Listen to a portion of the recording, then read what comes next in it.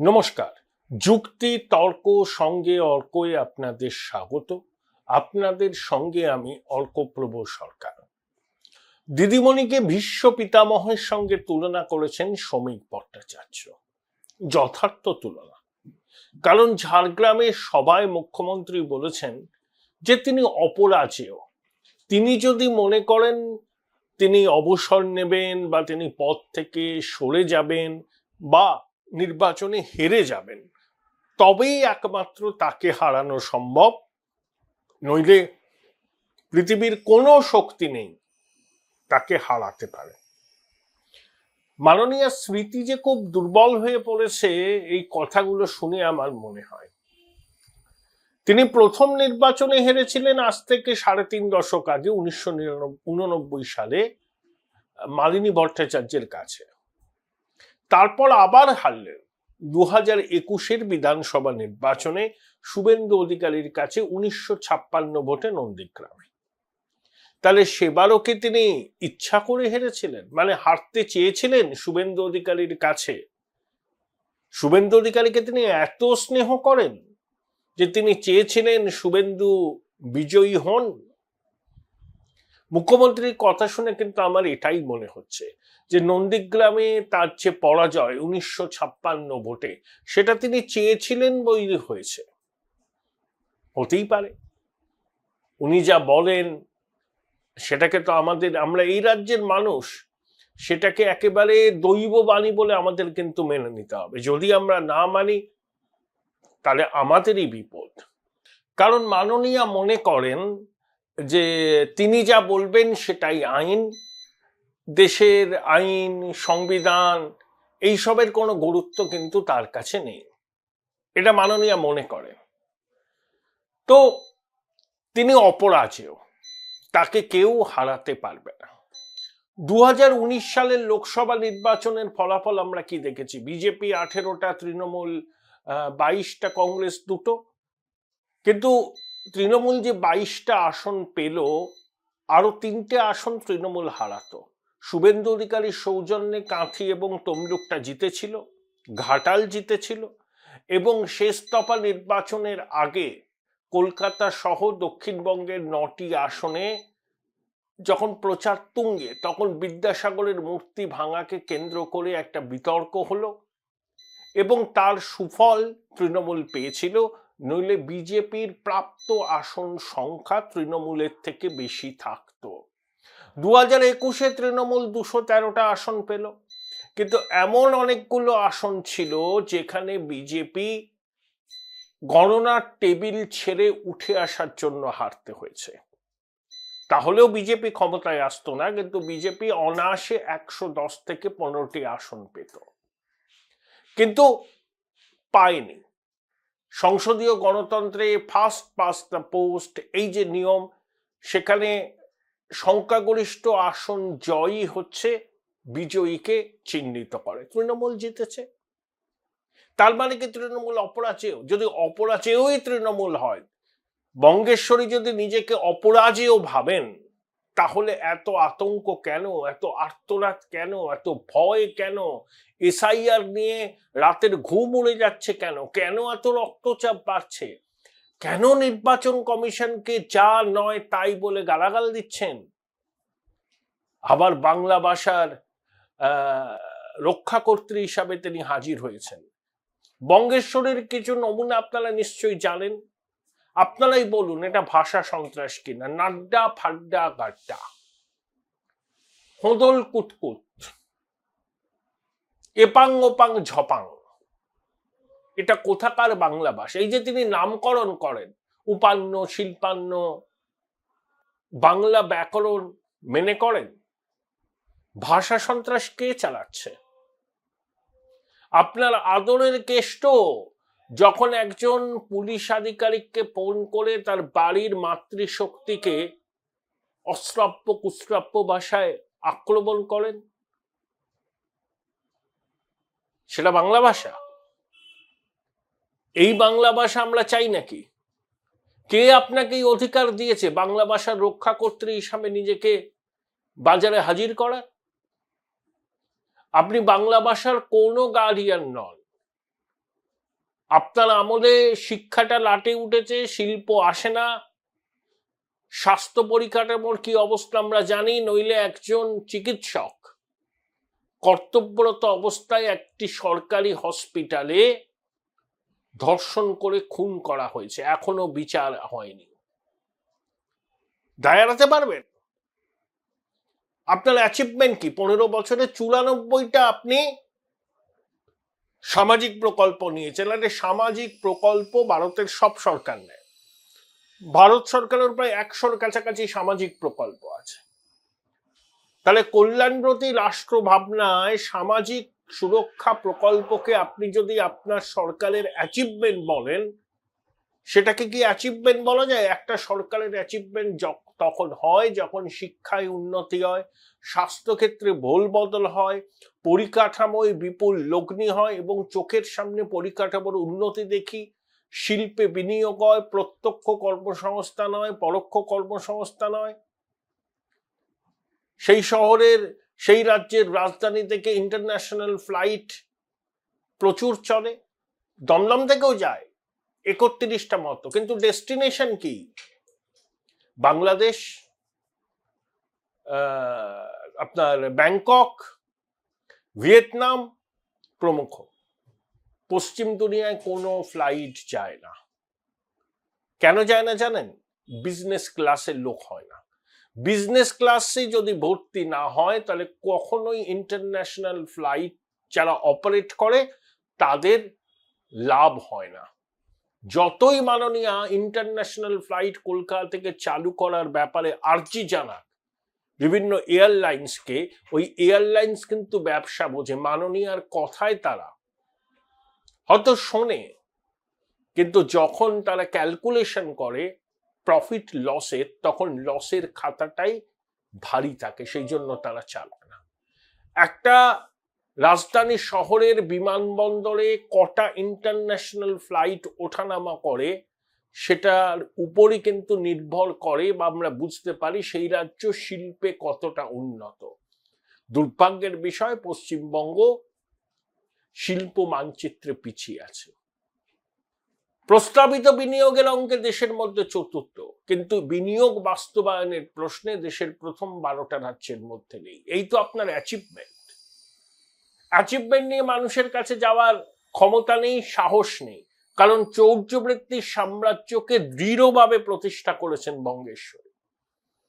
তার মন্ত্রী আমলারা সব জেলের ঘানি টেনেছেন, জেলের মাটিতে গড়াগড়ি খেয়েছেন। মহাসচিব এখনো জেলে। দ্বিতীয় সবুজ বিপ্লবের নায়ক বালু জামিনে মুক্ত। অনেকগুলো আমলা জেলে। অনেকের বিরুদ্ধে কেন্দ্রীয় এজেন্সি তদন্ত চালাচ্ছে।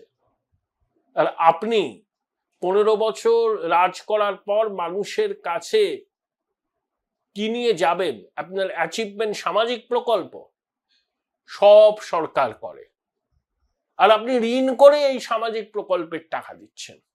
সরকারি কর্মচারীদের দিয়ে দিতে চান না, অজুহাত দিচ্ছেন সুপ্রিম কোর্টে গিয়ে, আর বলছেন আমি অপরাজেয়। হ্যাঁ, ভুয়ো ভোটার, রোহিঙ্গা বাংলাদেশিদের নাম ভোটার তালিকায় ঢুকিয়ে রাখলে অনেক ক্ষেত্রেই আপনি অ্যাডভান্টেজ পাবেন। সেই গুগুর বাসা ভাঙবার চেষ্টা করছে নির্বাচন কমিশন, তাই আপনার এত রাগ, এত কাত্রদাহ। দালাল বলছেন, সাংবিধানিক প্রতিষ্ঠানকে হুমকি দিচ্ছেন, বলছেন দেখে নেব। হিম্মত কোথায় এত? বাংলাকে অসম্মান করছে। সব থেকে বেশি অসম্মান যদি বাংলাকে কেউ করে থাকে এই জমানায় হয়েছে যখন জাতির মেরুদণ্ড শিক্ষক, সেই শিক্ষক নিয়োগে প্রাতিষ্ঠানিক দুর্নীতি হয়। 17 রকম দুর্নীতি করে শিক্ষক নিয়োগ হয়েছে। কথায় কথায় রবীন্দ্রনাথ রামমোহন বিদ্যাসাগরের কথা বলেন না? তো রবীন্দ্রনাথ রামমোহন বিদ্যাসাগর এখন স্বর্গ থেকে আপনার রাজ্যের শিক্ষা ব্যবস্থা থেকে আটকে উঠছেন।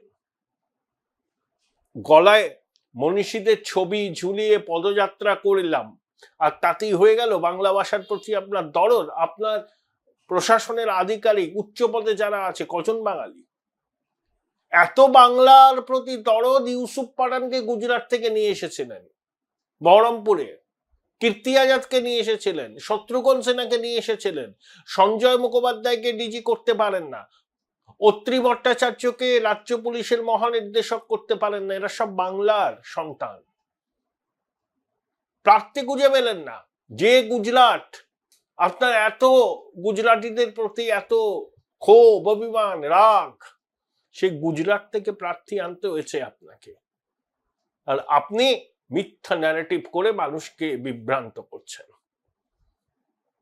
যদি ফ্রি অ্যান্ড ফেয়ার পোল হয় পশ্চিমবঙ্গে, দিদিমণি জেনে রাখুন, আপনার মুখের হাসি থাকবে না। অনুপ্রাণিত গৃহপালিত আধিকারিকদের দিয়ে ভোটার লিস্টে কারচুপি করে যেন তেন প্রকারণে ভোট কুড়িয়ে, হুমকি দিয়ে, বিরোধী দলের এজেন্টদের শাসিয়ে একের পর এক নির্বাচনে আপনি জিতছেন। Join Indian Institute of Hotel Management now. Right choice, right decision. নির্বাচন যদি অবাধ, নিরপেক্ষ, রক্তপাতহীন হয়, তাহলে দিদিমণি আপনি দেখবেন আপনার এই অপরাজেয়, আপনি নিজে হারতে না চাইলে কেউ হারাতে পারবে না।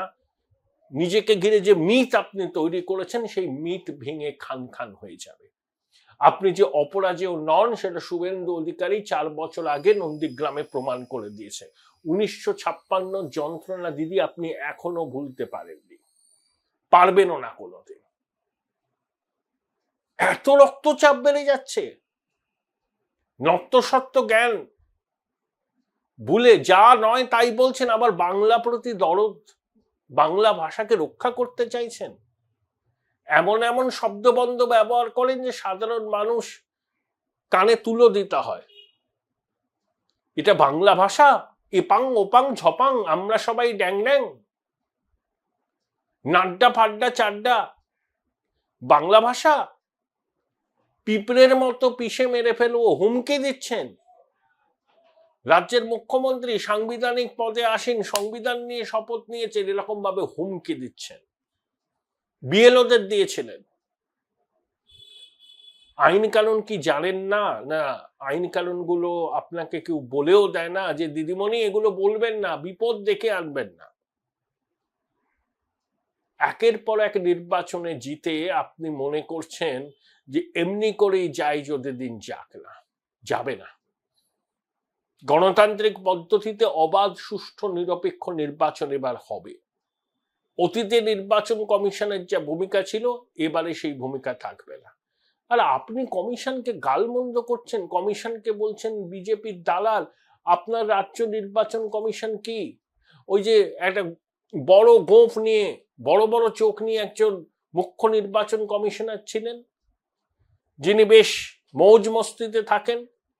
হাইকোর্ট তাকে ভৎসনা করলে এতটাই নির্লজ্জ, মানে গন্ডারের থেকেও মোটা চামড়া। 50-এর উপর লোক পঞ্চায়েত ইলেকশনে মারা গিয়েছিল। আপনি কি এরকম অনুপ্রাণিত গৃহপালিত অফিসার চান দেশের নির্বাচন কমিশনের প্রধান হিসাবে? ভুল করছেন। আপনি চান আপনার ওই দলদাস রাজ্য নির্বাচন কমিশনের মতো সবাই একই পদাঙ্ক অনুসরণ করছে? লাজ লজ্জা থাকলে দেশের নির্বাচন কমিশন বা তার প্রধানকে আপনি আক্রমণ করতেন না, কাঁচের ঘরে বসে ঢিল ছুটছেন। একবার ভেবে দেখেছেন কি 2023-এর পঞ্চায়েত নির্বাচনটা রাজ্য নির্বাচন কমিশন কিভাবে করেছিল? মীরা পান্ডে কিন্তু আপনার চোখে চোখ রেখে কথা বলেছিল, তখনই আপনি আতঙ্কিত হয়েছিলেন।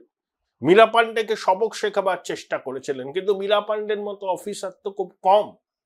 তিনি বুঝিয়ে দিয়েছিলেন যে রাজ্য নির্বাচন কমিশনেরও প্রভূত ক্ষমতা আছে, তারা সরকারের রবার স্ট্যাম্প নয়। কিন্তু তারপরে আর কেউ পারেনি। দেশের নির্বাচন কমিশন একটা সাংবিধানিক প্রতিষ্ঠান, তাকে গালাগাল দিচ্ছেন।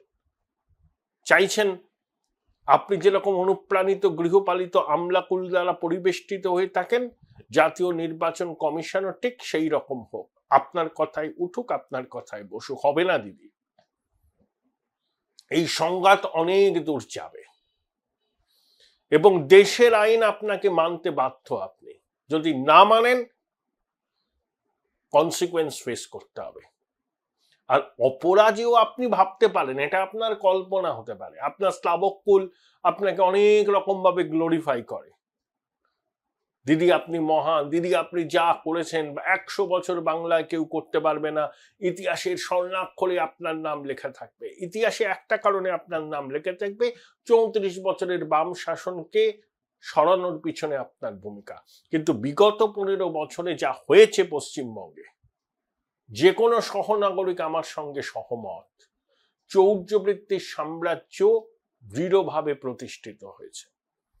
সামাজিক প্রকল্পকে আপনি যদি অ্যাচিভমেন্ট বলেন, কেন্দ্রীয় সরকার অন্য রাজ্য সরকারের সবারই একই রকম সামাজিক প্রকল্প আছে। আমি কল্যাণবতী রাষ্ট্রে সামাজিক প্রকল্প, লাইনের শেষে দাঁড়ানো মানুষটার পাশে দাঁড়ানো সরকারের কাজ। এর জন্য আলাদা কৃতিত্ব দাবি করবেন না। কৃতিত্ব তখনই দাবি করতে পারেন যখন শিক্ষায় উন্নতি হয়, স্বাস্থ্যে উন্নতি হয়, পরিকাঠামোয় উন্নতি হয়, কর্মসংস্থান বাড়ে, কলকারখানা হয়। সবকটি অ্যাসপেক্টে আপনি ডাহা ফেল।